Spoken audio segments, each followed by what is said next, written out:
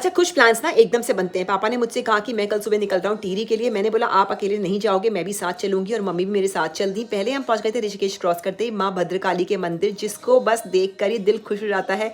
माँ काली के दर्शन करके हम यहाँ से आगे बढ़े। आगे बहुत अच्छी धूप खिली हुई थी, लेकिन आपको पता है सड़क की इतनी बुरी हालत है, क्योंकि ये मेरा मानसून सीज़न के बाद पहला ट्रिप है पहाड़ों पे। पूरे 4 महीने मैं बस यही सुनती रही कि भैया बादल फट गया, सड़क टूट गई है, ऊपर से बड़े-बड़े पत्थर सड़क पे आ गए, रोड ब्लॉक हो गई और उससे भी बड़ी बात इतने सारे जो एक्सीडेंट्स हुए हैं, इतने लोग मिसिंग हैं। वो जो लोग जिन्होंने अपनी जानें गंवा दी हैं, इतने नुकसान हुआ है, वो हमारे अपने ही तो थे कहीं न कहीं। जो इतने मतलब इतना नुकसान हुआ है, सड़क की आप हालत देख सकते हो। इतनी सड़क की चौड़ाई थी जो अब इतनी कम हो चुकी है कि 2 गाड़ियाँ एक साथ क्रॉस नहीं कर सकती हैं।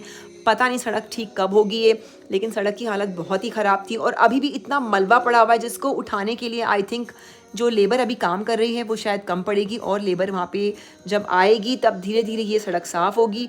और अभी भी पता नहीं कब बारिश हो जाए, कब क्या हो जाए, कुछ कह नहीं सकते। लेकिन ये सारी बात एक ही चीज़ दिखाती है कि अगर आप नेचर के साथ छेड़खानी करोगे तो नेचर आपको बख्शेगी नहीं। एक तरफ मलबा पड़ा हुआ है, एक तरफ खाई है, सड़क पे गाड़ी चलाना बहुत मुश्किल हो गया है और डर भी लग रहा है।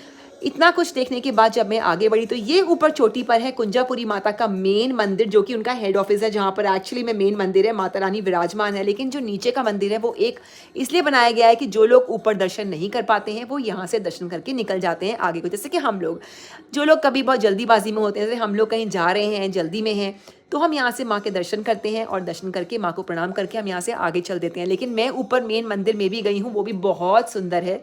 फिर वक्त मिलेगा तो फिर कभी जाऊँगी ऊपर माँ के दर्शन करने। फिलहाल यहाँ से दर्शन किया और हम निकल गई थी चंबा के लिए।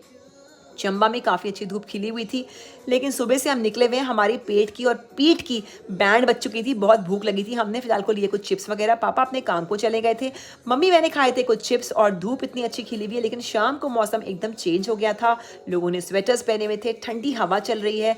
मम्मी घर से लाई थी टिंडे की सब्जी, करेला, रोटी, जो हम खा ही नहीं पाए, शाम के 4:30 बज चुके थे। फिर उसके बाद हम लोगों ने डाइवर्जन के पास एक होटल था जहाँ पे रुक के थोड़ा सा खाना और मंगाया, जैसे कि मिक्स रायता, दाल तड़का, और जो खाना मम्मी घर से लाई थी वो हम लोगों ने आराम से खाया। आधे घंटे का ब्रेक लिया। हम लोग बहुत थक चुके थे, सुबह से चले हुए थे और सड़क इतनी टूटी हुई है ना कि वो रास्ता आपके लिए और टायरिंग हो जाता है।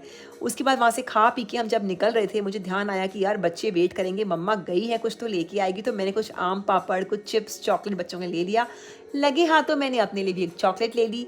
उसके बाद हम वापस चल दिए क्योंकि अंधेरा होने वाला था। सड़क बहुत टूटी हुई है और काफ़ी मलबा अभी भी आ रहा है और पानी तो कंटिन्यूअसली बह ही जा रहा है। वेल, इतना कुछ लेके हम चलती, लेकिन जब भी पहाड़ों पे मैं आती हूँ मेरा दिल खुश हो जाता है। तो हम मिलूंगी नेक्स्ट ब्लॉग में, तब तक के लिए बाय बाय, नमस्ते, हरि ओम।